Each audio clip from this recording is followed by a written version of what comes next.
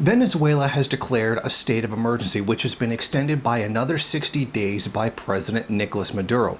Now, this comes in the wake of an assassination of an opposition leader, Germain Maver, a leader of the opposition UNT party.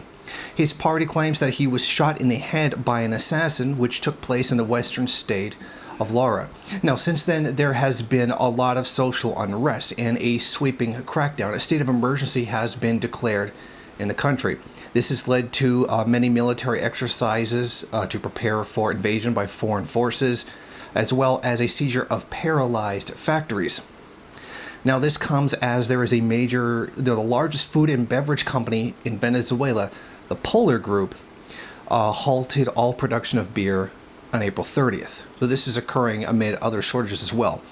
Now, it says that the government mismanagement meant that it was no longer able to import barley in order to carry out business. The Venezuelan government denies this claim and says that it's part of a larger economic strategy to destabilize the country on behalf of fascist right-wing forces that are being controlled and funded by the United States. We must take all measures to recover productive capacity, which is being paralyzed by the bourgeoisie. Anyone who wants to halt production to sabotage the country should get out, and those who do must be handcuffed and sent to the PGV, which is the Venezuelan General Penitentiary. In other words, in the wake of the assassination of an opposition leader, the elements controlled by the United States, or particularly the capitalist class within the country, have begun trying to seize the entire economy by ceasing production. Without production, people go into poverty, people don't have jobs, etc. In other words, it just straight up paralyzes the country.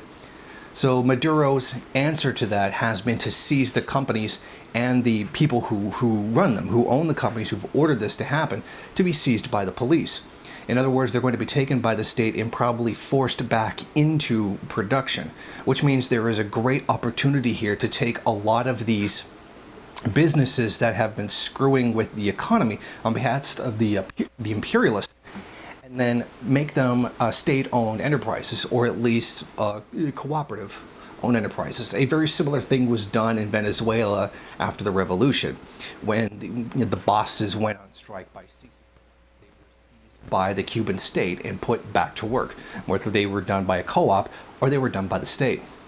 Now, aside from my usual criticism that Maduro has to stop trying to do everything by a bourgeois legality, he's got an opportunity here. He can take this moment where the bourgeoisie are on strike and use this as a way to seize a lot of their means of production and put them in state hands, or at least put them in the hands of worker cooperatives. And this would go a long way to forwarding revolution.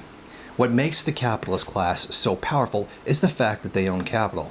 With this out of the way, they'd be one step closer to a real revolution.